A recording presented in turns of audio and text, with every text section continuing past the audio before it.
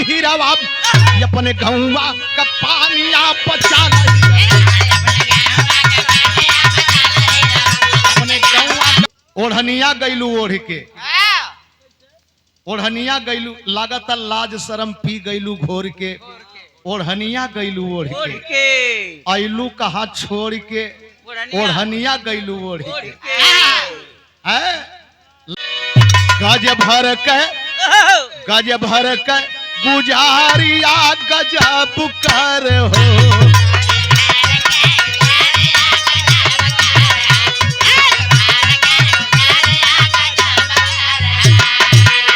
जब पजरा बोलाई अब तब कर हम गज भर कर गुजरिया गजब कर हम। लेकिन मतारी वो अब पहलवान के सामने भीख मांगती है, कहती क्या है ये अपने गौवा का पानिया बचा लही रवा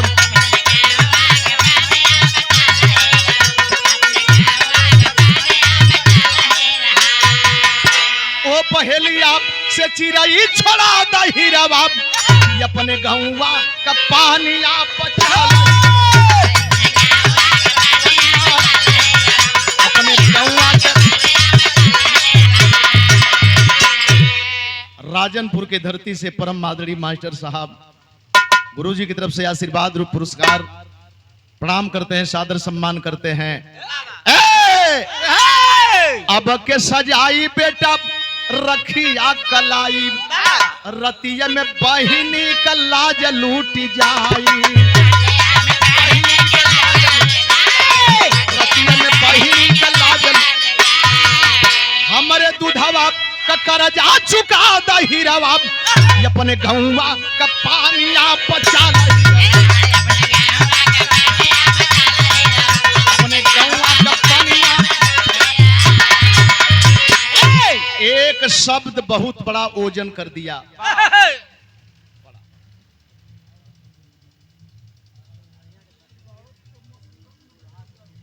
अरे वाह वाह वाह वाह, यही तरह प्रणाम प्रणाम, यही तरह का देखें एक पहचान आई दूल्हे राजा के फूफा सोनहरिया के धरती से 100 रुपया पुरस्कार फूफा की तरफ से बहुत बहुत प्रणाम करत है। मम्मा हुए, बहनोई हुए, मौसा हुए, ये सारे लोगों का अलग अलग पहचान है, अलग अलग हक होला। मतारी कहली कि बेटा एक ठे मतारी बन के अपने दूध का कीमत बेटा से मांगत है, यह तो बड़ा वजन हो गया। नौजवान बोला कि माई जा, तू जा अपने घरे जा, मड़ई पर जा, बहन के आबरू न जाई। लेकिन नौजवान अपने गांव में जितना वो लड़े वाला संगे रहले उनके दरवाजे पर जात हूँ, जो सथवा अइले तो देखत हूँ सबकर दरवाजा बंद हो। निकलल चाहे वो उस्ताद का आवाज सुन के परिवार के लोग दबोच ले ना, आज गोली चली, आज गोली चली, पता नहीं के मौत के गाल में जाई, काल जौन होई तो देखल जाई। घूम करके नौजवान आवाज दे करके परेशान हो गया, और जब परेशान हो गया कौनो घर से आवाज ना निकलल, गौर करेंगे नौजवान अकेले तैयारी करके चल दिया। क्या बात है।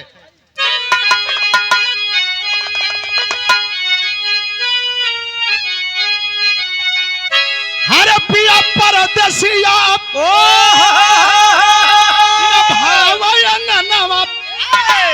बिरही बनल पासे जारिया हो मोरी उड़ी उड़ी चाले अचरिया।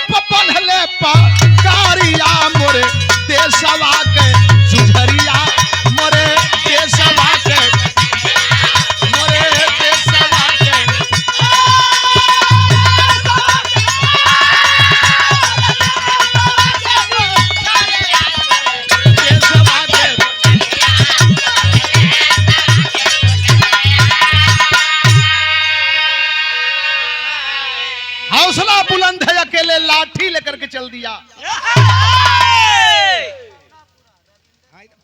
ये सोनापुरा ना भैया, हमारा रविंदर सोनापुरा से ये 50 रुपए का पुरस्कार सादर सम्मान स्वागत करते हैं। आप सारे लोगों को प्रणाम करते हैं। जय भीम, जय भारत, नमो बुद्धाय करते हैं। आय हाय लाठी लेकर के अकेले चढ़ गईलन। विलियम के क्वार्टर पर पहुंचा है जाई, अरे आ जाओ नीच कहे जवान हर साई। आवाज देता है अबे कमीना, भारत की रोटी खा करके भारत के सम्मान को बिगाड़ने वाले निकल बाहर।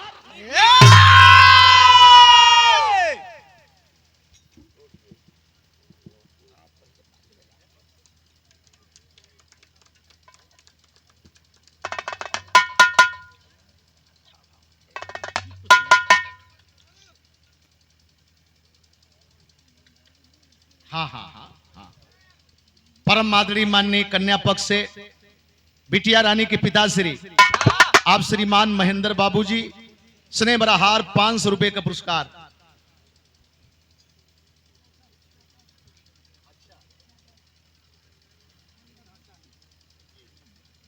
और महेंद्र बाबू के आप छोटे भाई और बिटिया रानी के चचा श्री अंगद बाबूजी 500 रुपए का पुरस्कार स्नेह भरा हार सादर सम्मान करते हैं और खुशहाली के लिए इबादत करते हैं, कामना करते हैं। ये बुलंदी, ये हौसला हमेशा बना रहे, हमेशा हमेशा मंगल ही मंगल हो, कभी यहाँ मंगल छूने न पावे। और करेंगे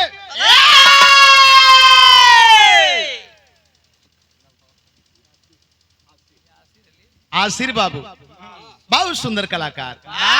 पहले में देखनी कने की आसिर हाथ बड़ा नीक है और बचा के रखिया, नजर न लगे। तक खैर जनते हुआ कि बादशाहत हासिल है। लाख थकाई शरीर में रही, लाख थकाई रही, लेकिन मंच पर चढ़ने के बाद सारी थकाई कई कोसों दूर होले। कलाकार के अंदर यह हौसला होके की चाहिए। आसिर बाबू की तरफ से 100 रुपए का पुरस्कार बहुत बहुत धन्यवाद देते हैं, बधाई देते हैं। लेकिन हाई देखे और जब आवाज सुना, विलियम राइट बर्दाश्त करने वाला व्यक्ति कहा, व्हाट इंडियन ब्लैक डॉग क्या बोलता है। नीचे आवत है, बगल में रिवाल्वर है, और जब वही नीचे अले 4 सीढ़ी ऊपर हम तबले संहार दिखला।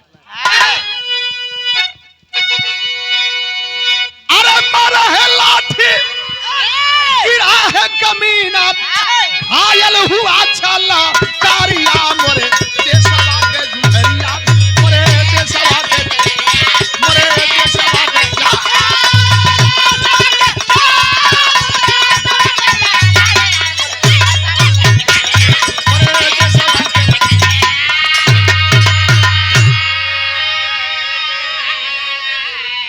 पास में कितना दम हो, कभी ब्रिटिश गवर्नमेंट के लोग इसी गाजीपुर को गोजीपुर की संज्ञा दिए थे। यहां हम बैठे हैं, ब्रिटिश गवर्नमेंट के कहीं न कहीं क्षति हुई, भारी क्षति हुई। तब समझे गाजीपुर के इतिहास को और गोजीपुर का नाम दिए।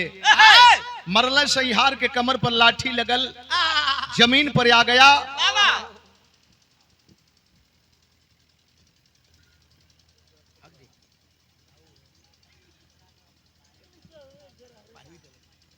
मजुई मुद्रिका, मुद्रिका लाल गौतम, बहुत सुंदर कलाकार, अपना छोटा भाई है। वैसे तो लोग गुरु मानते हैं, लेकिन मैं भाई के रूप में व्यवहार करता हूं। आप बड़े भैया हैं। मजुई सादात से स्नेह भरा हार 100 रुपया पुरस्कार, बहुत बहुत धन्यवाद। अच्छा समझ गई, चैनल से, चैनल ना रह तो भेंट ना हो पावत है। बधाई हो चैनल के भाई लोगन के। कबनो दिन बाकी ना हो कि लोग हमन का साथ ना देते हुए। आया है लाठी मरला, गिर गयल, और जब जमीन पर पड़ा, गौर करेंगे, सोचना कि दोबारा मार दे, काम खत्म हो जाए। लेकिन आपके इतिहास को पढ़े हैं सब, हाथ जोड़ दिया, और जब हाथ जोड़ दिया तो जवान छोड़ करके आगे बढ़ा, देखी बहनियां कहाँ है।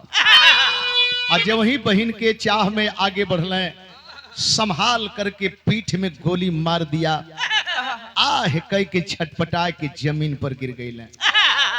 धोखा हो गई, धोखा हो गई। जवान सोच में पड़ गया, आंख में आंसू आगल कि अब तक काम अधूरा हो गए।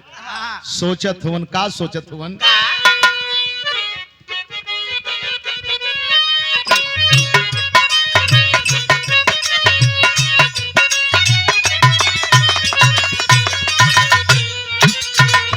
अखिया में आंसू भर के झंखई जवाना, झंखई जवाना, अरे बहिनी से भइल नाती दार जी, देखहू ना पवली बहिनी तोहरी सूरतिया, तोहरी सूरतिया, देहल मुदैया गोली मार जी। धोखा हो गया बहन, नहीं समझ पाया इस कमीने के गद्दारी को। अगला जन्म फिरा होई है मिलानावा से,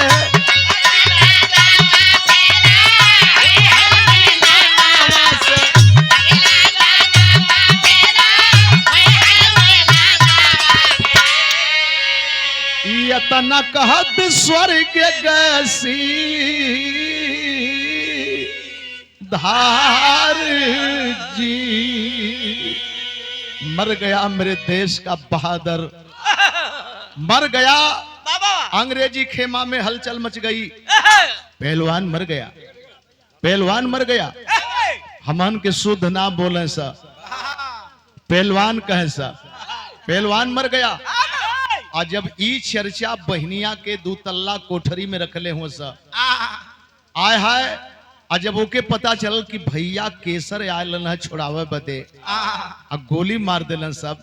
सोचे लगल कि अब हम जियब, नापाक इरादा वाला ये पाक शरीर पर हाथ लगई हैं।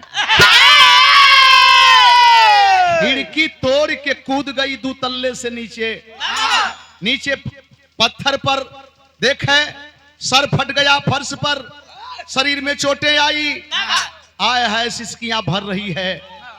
आपकी आवाज सुना, नाइट ड्यूटी दे रहा था सिपाही। जानते हो कौन था? अपने ही देश का था और मुसलमान ही था, जिसका नाम था करीम। करीम बोला कैसी आवाज? करीम में गया और जब इस पोजीशन को देखा तो बोला कि अरे वाह, एक हिंदू का बेटा, एक हिंदू का बेटा मुसलमान के लिए जान दे दिया, और मैं स्वयं मुसलमान होकर के नमक रोटी खा रहा हूं अंग्रेजों का, गुलामी कर रहा हूं अंग्रेजों का।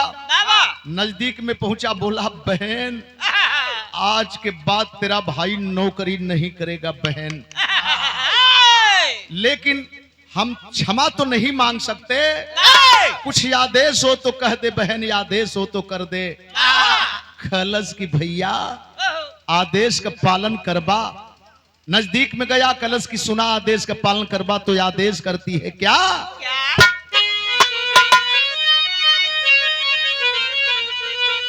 अखिया में आंसू भरी की कहली बबुनिया से,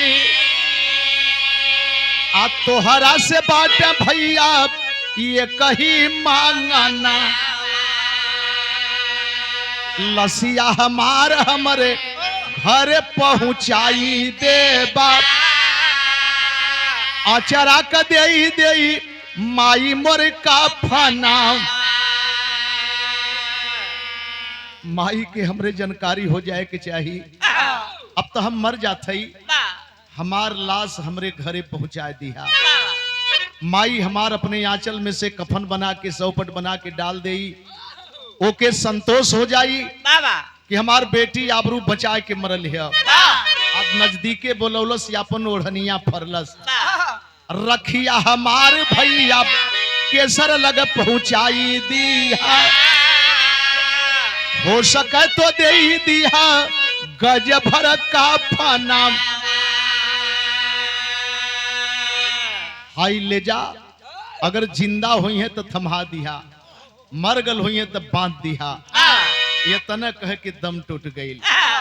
एक लाश कैंप के पास, एक लाश हवेली के पास। रात का समय है, नौजवान करीम सोच रहा है वादा कैसे पूरा करेंगे, गौर करेंगे। बहादुर अपने दिल में ठान लिया। एक लाइन संकेत है,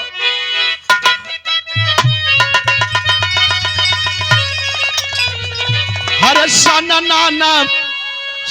नाना रतिया कर डोलेला पवनवा हो।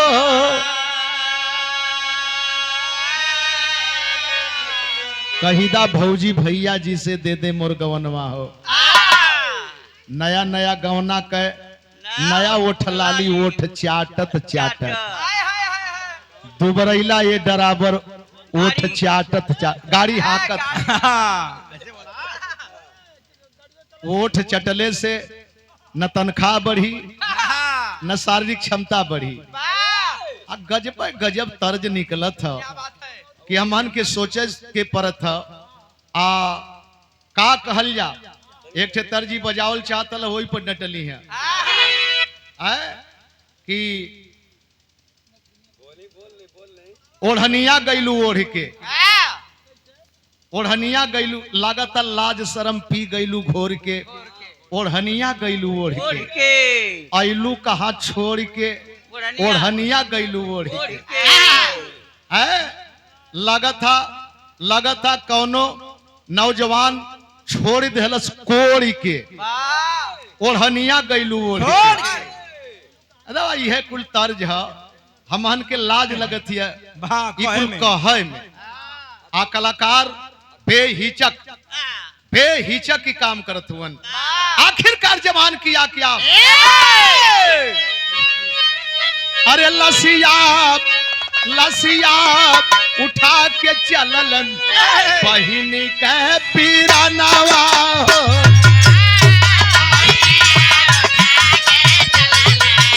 बहिनी के पीरानवा,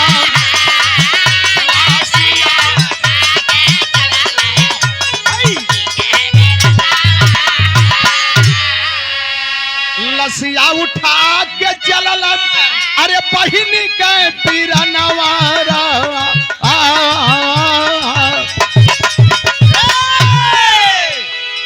बादला चुकई दिल में, बादला चुकई दिल में खनले बाटनवा हो।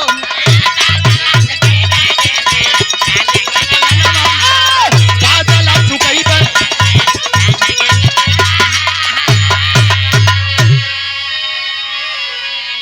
लाश उठा करके चल दिया, लेकिन बीच रास्ते में आया, गांव के कुछ दूर है। सोच बदल गई। लसिया लेके जाई हमके गांव वाला जानत हुआ कि अंग्रेजी फोर्स का ये सिपाही है। ये गांव वाला कौनो आदमी चिन्ह ली है, हमके बोटी बोटी कह दी है। हमारे और सपना है कैसे पूरा होई। लसिया गांव के बगले में गोईठा गोबर पाथल जाता, वही जन रख के चल दिया जवान। आए हाय सुबह हुआ, भोर हुआ, माँ बहनें शौच के लिए निकलती हैं और जब देखती हैं लाश, हाहाकार मच गया, जनता जुट गई। आए हाय नौजवान सारा कपड़ा बदल के उसी जनता की भीड़ में आके बोला भैया का रोत हुआ लोगन, कहिया ले ए तरह के लुटायल जाई, कहिया ले लुटावल जाई। अगर बचावे के हम मान सम्मान के इज्जत करे के हाँ, तब बिरहा में कवि जी भाव दिलन।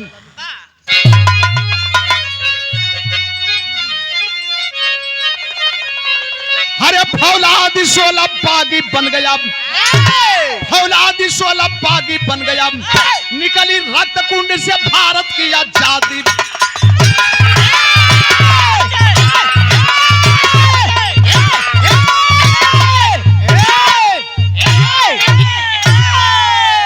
पानी बिना धार तेगा न पाता, बिना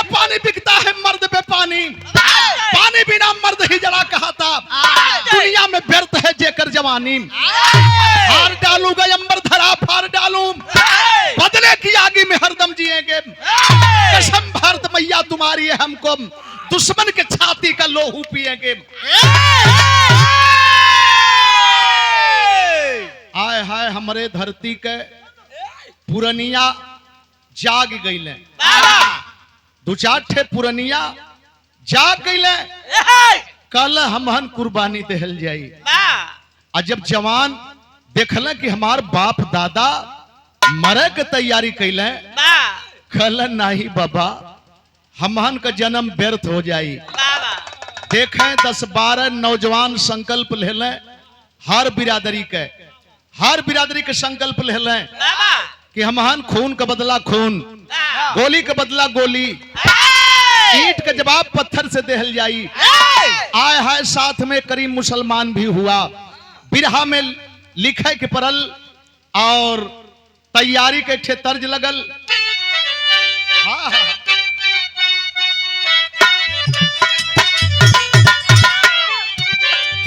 पारी उमर कमर लचकनिया, पारी उमर कमर लचकनिया, गोरी भारा निहुरी के पनिया, गोरी का झूला झूलनिया, पारी उमर कमर लचकनिया, गोरी का झूला झूलनिया।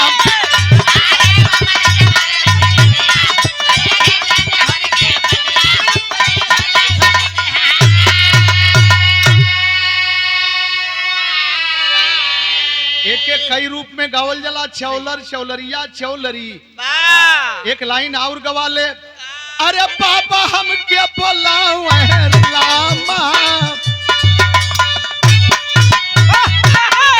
बाबा हम क्या बोलाऊं पानी के बहानवा हो भवनवा, कैसे आई पहरवा, बाबा हम क्या बोलाऊं पानी के बहानवा हो सजनवा,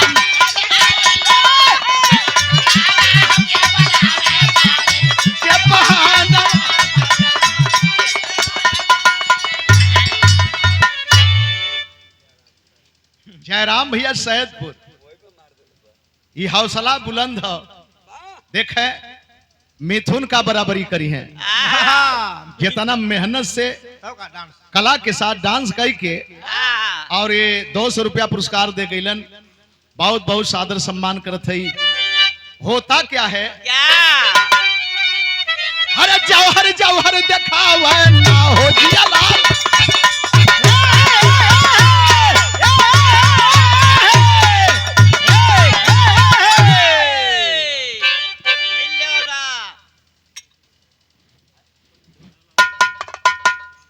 अरे वो जैन हमार सढ़ुआन तोरी यहाँ सारनाथ के यहाँ, हाँ किशोरी माठू सारनाथ मार साढ़ू हूँ भैया।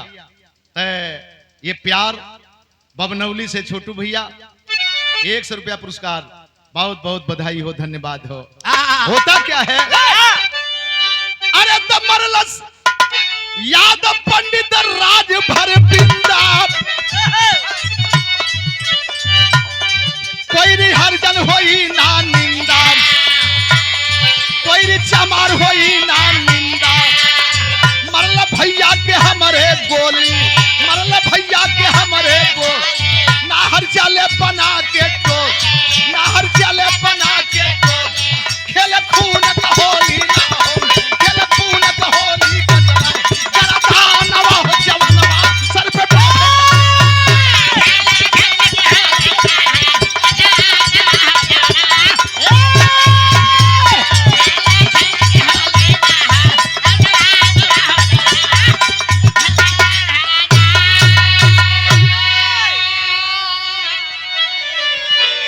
बबनौली से पुनः 100 रुपए का पुरस्कार भाई की तरफ से।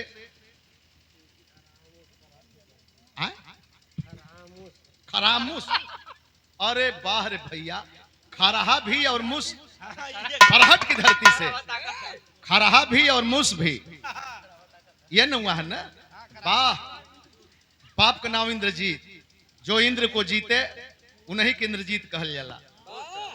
जो इंद्रियों को जीते उसको इंद्रजीत कहते हैं। बतावा खरहा मूस ई जिंदगी में पहली बेर नाव सुनत है। और सोनभद्र में एक दिनवा गावत हली जयंती पर एक आदमी दूठे लड़कन के लेके अल, छोटा छोटा लड़का इंग्लिश मीडियम में पढ़े वाला लिए हम कनी नाम भैया। तो एक लड़का का नाम अर्जुन राही और दूसरे के नाम करण भाई। करण भाई अर्जुन राही। हम कनी बधाई हो। और तबले 5 मिनट के बाद दूठे बेटिन के लेके अल। बेटिन के लेके न हम कनी बिटियन का भैया बिटियन का नाम धोले हुआ कहल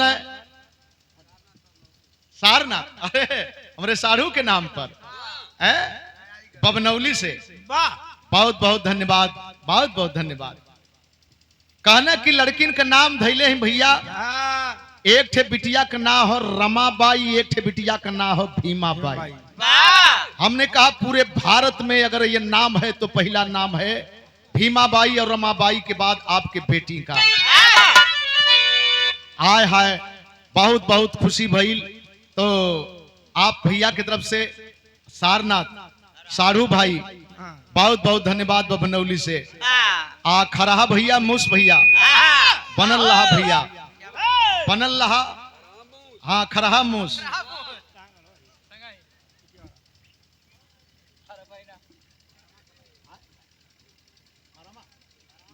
बारहवा कला से आया है रामनाथ भैया गांव पर से ना।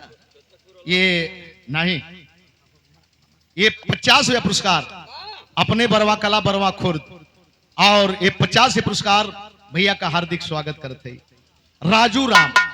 राजू राम बहुत बहुत बधाई देते हैं। मालिक करे आप हमेशा हंसत रहा खेलत रहा और हमारे सढ़ुआने से फिर 50 रुपया आएगा। एकदम खर्च दिया। सढ़ुआन होला की हो गए घिचा था घिचा कर छोटू भैया की तरफ से ये 50 पुरस्कार सढ़ुआन का ही पुरस्कार है। बहुत बहुत बधाई हो।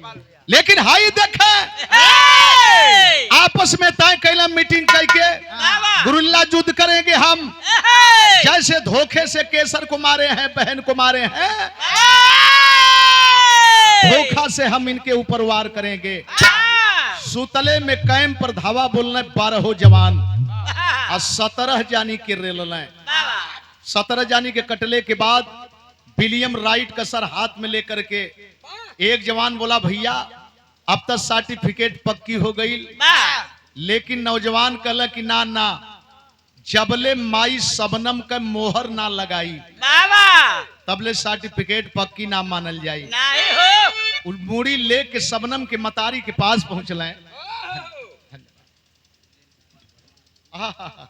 वीरेंद्र कुमार बरवा कला से भैया तरफ से 50 पुरस्कार बहुत बहुत धन्यवाद।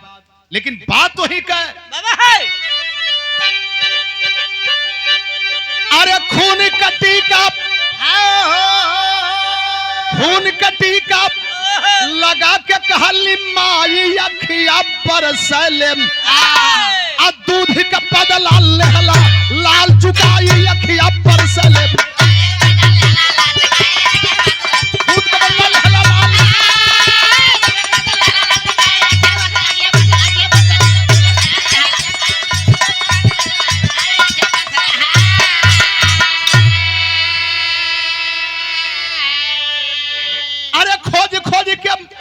अंग्रेजों को नाहर गोली मारे हम मचा तहलका गली गली में भागे सब हत्यारे हम। एक दिन गईलम जौहर सिंह घेराई अखिया पर सलेम। एक दिन गईलम जौहर सिंह घेराई अखिया पर सलेम। एक बुढ़िया की झोपड़ी में छिपल अब जाई अखिया पर सलेम। रामपुर बबनौली से पुनः 50 रुपए का पुरस्कार 3 मूर्ति बरवा कला रामपुर बबनौली बहुत बहुत धन्यवाद बधाई। लेकिन बात वही का चारों तरफ तहलका मच गयल।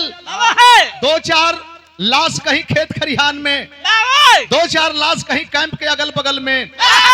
अंग्रेजों का पैर उखड़ गया ऐसे हम मारे जाएंगे तो कितने दिन तक टिकेंगे भारत की धरती पर। लेकिन कर्फ्यू लागू हो। एक दिन घेरा गई जौहर सिंह, घेरा गई, अंग्रेज पीछा कैले, भागत हुए जंगल का रास्ता धैले। आ जंगल में देखल कि अब बच जाई।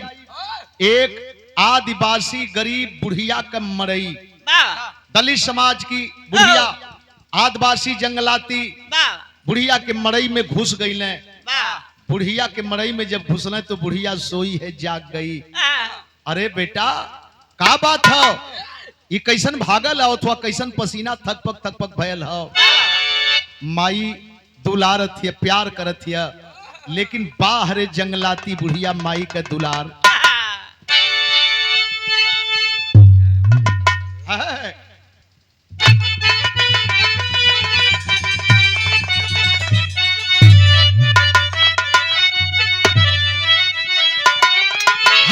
ममता कहे ममता माई का मोल दुनिया में।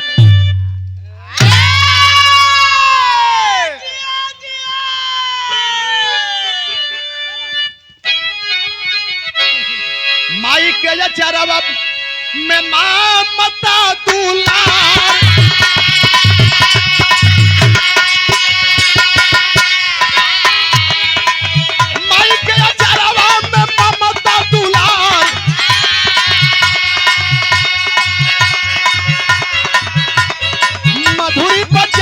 में पूछे माई बुढ़िया।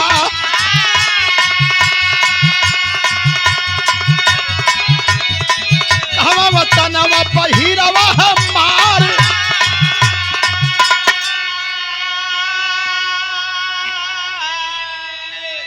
काहे भागल आओ थो बेटा, बड़ा दिक्कत में देखत है हम। का बात हो हुआ के कहाँ के रहोइया हुआ। अरे माई का चरण धई के कहेला जवनवा,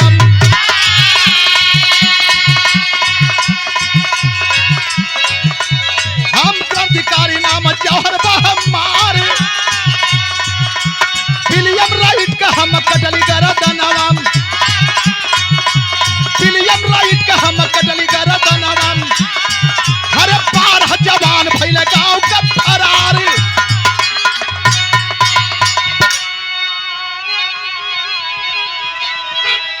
माई हम क्रांतिकारी जौहर सिंह हैं और 12 नौजवान हम संकल्प लेकर के बागी बनल है। रोज जोन हमन मारत है अंग्रेजन के कम करत है, हमन 12 नौजवान कई देन है। आज जब ये बात सुनलस माई कलश की शाबाश बेटा शाबाश, कलश शाबाशी है मद्दा, हमके छिपावा अंग्रेज हमार पीछा करत हुए। बुढ़िया जंगलाती बुढ़िया कलश करे बेटा यहाँ पता तक ना पई है, पता तक ना पई है।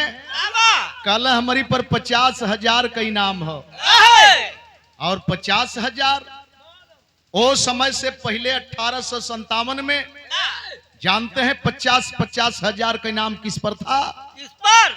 जौनपुर मछली शहर के बगल में कुंवरपुर, कुंवरपुर के रहने वाले बांका चमार और बरेली का बीरा पासी। 1857 में दोनों जवानों पर, अब सोचे अंग्रेज कितना परेशान थे बांके चमार और बीरा पासी से, जौने का कीमत आज के जमाने में 30 करोड़ आंकी जाती है। आय हाय हाय हाय, माई हम 50,000 का इनामी हैं। कहली कि एकदम चिंता मत करा, लेकिन बतिये बिगड़ गई। अरे बगल में सूतल रहल माई का ललनवा,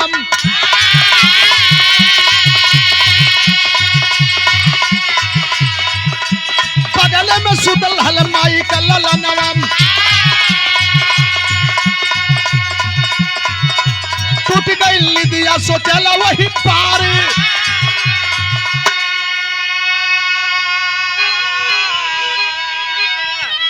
बगल में बुढ़िया माई का बेटा भुआल सुतल हो, नींद टूट गई। और जब नींद टूट गई तो सुन लेहलस कि 50,000 का इनामी हो, बड़ा खुश होता। बाहरे मालिक बा अब लकड़ी बीन के बेचे के ना पड़ी, थाने में खबर दे दे, पकड़ा जाई, 50,000 पा जाई, मड़ई हटा के बढ़िया घर द्वार बना लेहल जाई। अब दोनों माई बेटा चैन का बंसी बजावल जाई।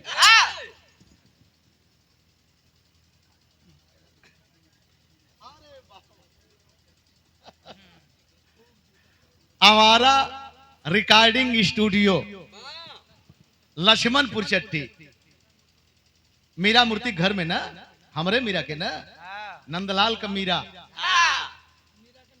मीरा के नंदलाल, और घनश्यामो कहा वो है।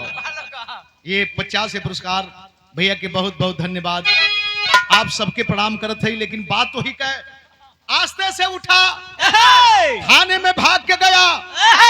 यहर जो है मतारी अपने घरे में झोपड़ी में सुतौले है, और थाने में जा कलश की साहब इनाम दा। कैसा इनाम, कैसा इनाम, डिस्टर्ब, कैसा इनाम? कलश के एक आदमी पर 50,000 तो एक ठौरा के हम पकड़ के आवत है। अंग्रेज सोचे लगन कि जंगलाती है, ये आदिवासी है, लालच में कहीं धोखा तना न करे वाला है। कल कि तुम थाने पर बैठो, हम जाते हैं। हा कहा मोबाइल हेरा गई, देखा भाई केहू पौले हो या लोग तो दे दिया, भैया के दे दिया। आए है घर करेंगे, आए वो के थाने पे बैठा के अंग्रेज काफी दल बल के साथ बुढ़िया माई की झोपड़ी को घेर करके हवाई फायरिंग शुरू कर दिए। अरे ओ बुढ़िया, निकल ले और निकाल अपने बेटे को, तुम्हारे घर में, तुम्हारे झोपड़ी में क्रांतिकारी जौहर सिंह छिपा है। बुढ़िया माई कलश की केकर आवाज, जौहर कला की माई अब सुतय के जगह दा। निकल के झांकत यही, चारों तरफ से पुलिस वाले, का है बाबू, का बात है? कल तुम्हारे झोपड़ी में जौहर क्रांतिकारी छुपा है, 50,000 का इनामी। हमारे झोपड़ी में संगवा हम देखा गई, हमारे झोपड़ी में बाबू, अगर हमारे झोपड़ी में जौहर क्रांतिकारी रहता हो के बोटी बोटी काट के तो खबर देले होती। कहला कि तुम्हारे बगल में कौन है, कौन है तुम्हारे बगल में? कहे बगल में खड़ा हमारे गोदी का रतनवाम,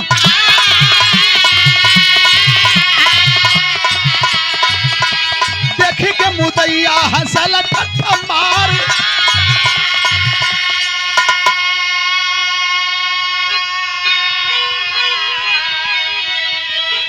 बगल में जे खड़ा हमार बेटा है बाबू, हमार बेटा। अंग्रेज ठहाका मार के हंस रहे हैं, ये तुम्हारा बेटा है बुढ़िया। मने मने सोच रहे हैं कि जब इसका बेटा यही है तो थानवा वाला केकर बेटा। लेकिन रंग रूप से भी पता चलता है कि ये बुढ़िया का बेटा नहीं है। बुढ़िया बहाना कर रही है, कई बेटे हैं बुढ़िया तुम्हारे पास? मुंह से निकल गल एक कै बाबू, एक कै बेटा है, वो संगे है। अंग्रेज बोले कि चल अपने बेटा को साथ में ले ले, ये फैसला यहां नहीं थाने पर होगा। चला बाबू, आगे आगे बुढ़िया, पीछे से क्रांतिकारी जौहर, पुलिस वाले दल बल के साथ।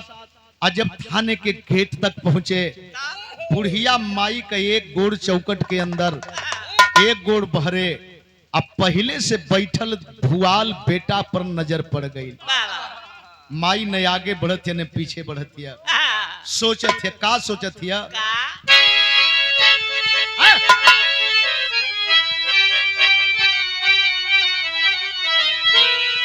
अरे पाग कपरी माली हुई है, सुख जाई बगिया को भिला, बाप कपरी बेटा हुई है, मर गई है बाबू पगला, घर का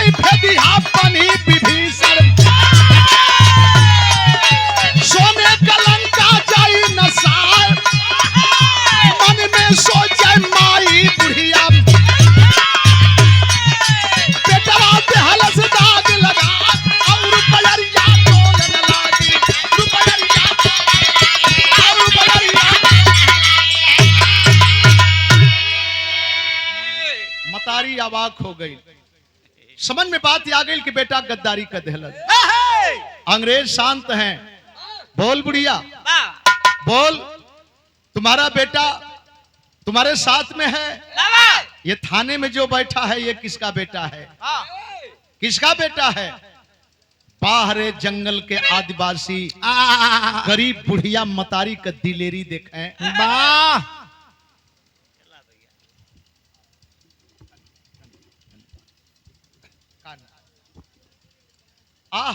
बिटिया, बिटिया न, धन्यवाद, बधाई हो बेटा। हमारे भाई सुनील बीडीसी क्षेत्र पंचायत सदस्य कि आप बेटी रानी, ये प्यार, ये स्नेह, परम आदरणीय माननीय आप श्रीमान दीपक मास्टर साहब, बिटिया रानी के दुल्हन के बड़े भैया, हौसला देखें। ये 500 रुपए पुरस्कार और कन्या पक्ष वर पक्ष के सम्मान में हम चाहेंगे एक बार जोरदार ताली बजा के आप स्वागत कर दें समाज का। यही सवाल बार बार पूछ रहे हैं, बता बुढ़िया, थाने में जो बैठा है ये तुम्हारा बेटा है या जो साथ में आया है वो तुम्हारा बेटा है? बाहरे गरीबनी माई, बाहरे गरीबनी माई ओकर सोच देखें कैलस का।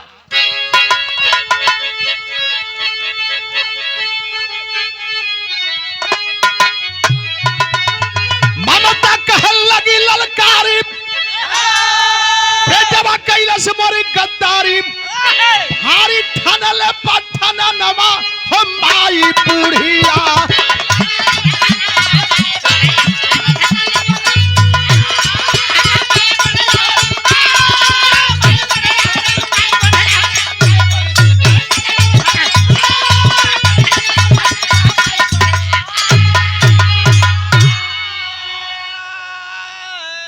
धर्म का बेटा जौहर हमार रखा वतन का पानी, अरे बाप का बेटा भुआल हमार भारी किया नदानी, पानी ले लहलस बेईमानवा हो माई बुढ़िया। डॉक्टर जिलदार साहब मारूमपुर कटघरा सैदपुर से ये प्यार भरा 150 रुपए का पुरस्कार सादर सम्मान करते हैं। मने मने मतारी सोचतिया हमरे दूध में दाग लग गल, हमार दामन दागदार हो गयल, हमार बेटा हमार पानी बिगाड़ देहलस। यह सोचत थी तब तक अंग्रेज डांट करके बोले, बुढ़िया ये रिवाल्वर देख, बार बार तू कह रही है कि मेरा बेटा मेरे साथ में आया है, अंतिम वार्निंग है बुढ़िया, इसमें गोली है, तुम्हारे मुंह में बोली है, अंतिम फैसला है, तू बता, जो तुम्हारा बेटा है उसे बचा ले और जो तुम्हारा बेटा नहीं है उसको हम गोली मारेंगे। कौन मतारी ना हिल जाई, लेकिन बाहर गरीबनी माई खलस की बाबू पानी पी के सुत जाइला, सूखी रोटी खा के दिन बिता लेला, लेकिन सम्मान का जिंदगी गरीब जिए ले। एक बार कह देली कि हमार बेटा ई हो त ई हो, आ थानवा में जोन बैठल हो के तो हम चिन्हते नहीं के, ये तने पर तड़ाक से ही गोली मरले। और जब तड़ाक से ही गोली मरले, बैठल बेटवा के भुआल के छाती में जब गोली लगल, आ माई कह के जब गिरल, मतारी के आंख मुना गई, आखिरकार दागदार दामन कह के कमीना मर गए।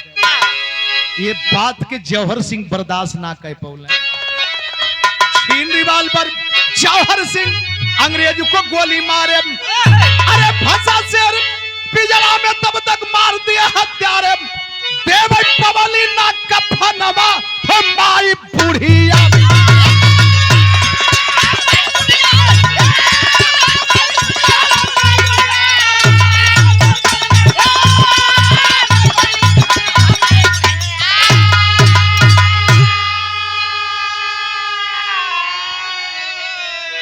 तो हमेशा गरीबों का इतिहास एक मजबूत इतिहास रहा है, देश के प्रति स्वच्छ इतिहास रहा है। दर्द होती है आज खुफिया कुरैशी और व्योमका सिंह पर कटाक्ष जब हो रहा है, हाय हाय, इसलिए दर्द हो रही है कि ये देश कैसा न्याय कर रहा है।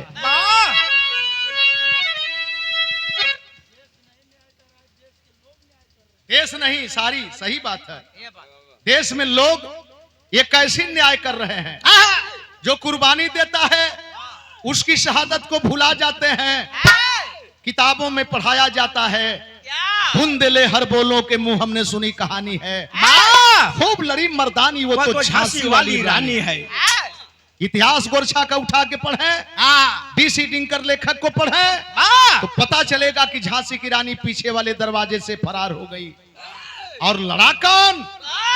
एक गरीब की बेटी पूरन सिपाही की बेटी से पत्नी पूरन झलकारी कोरी कुर्बानी दी झांसी की रानी के भेष में।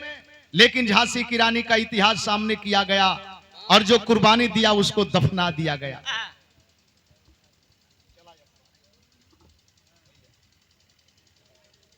लेला जल्दी लेला। अब उनके नंबर देवे के है। सीमा सरगम,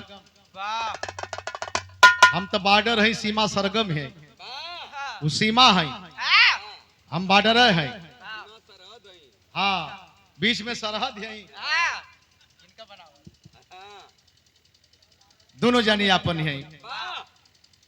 बहुत बहुत धन्यवाद। राजू भैया बरवा कला, अरे 50 रुपया।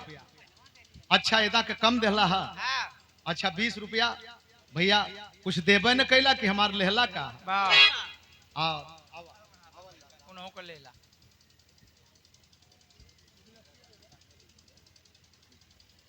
हाँ, डॉक्टर जोगिंदर, ये 100 रुपये पुरस्कार भैया की तरफ से। डॉक्टर साहब को बहुत बहुत प्रणाम करते हैं, सादर सम्मान करते हैं। ये रहा देश का इतिहास। वीर उधम सिंह बन करके इतिहास के पन्ने से गायब हो गए। 15 अगस्त 26 जनवरी को भी याद नहीं किया जाता है। जानते हैं उधम सिंह थे कौन?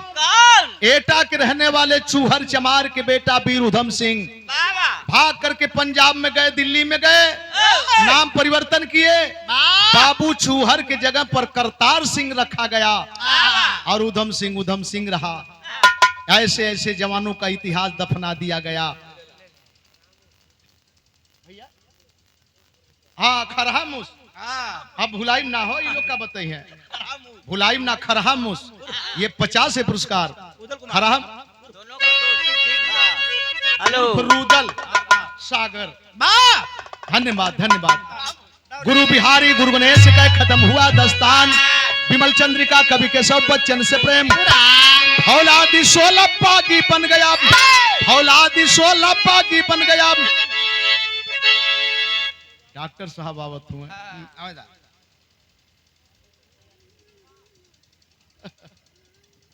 अरे वाह, ये पुनः 100 रुपये का पुरस्कार माननीय हमारे डॉक्टर दिलदार साहब घर ही से फोन कैल जाला, कहल न कि आवा, और हर मदद करने के लिए हमेशा तैयार रहते हैं, रात में हो दिन में हो। भैया धन्यवाद। ये 50 रुपया पुरस्कार, 60 रुपया पुरस्कार,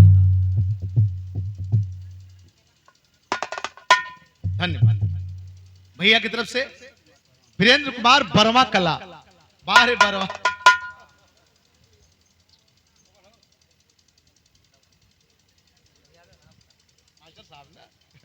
मास्टर संजय कुमार साहब, ये 500 रुपये पुरस्कार। बड़ा प्यार है, दिल में एक स्थान है।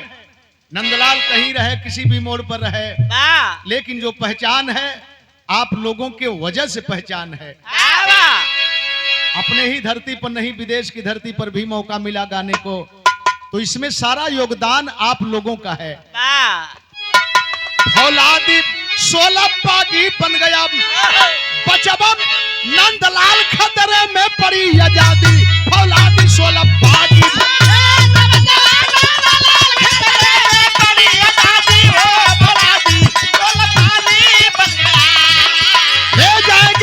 ले जाएंगे दिल वाले दुल्हनिया ले जाएंगे।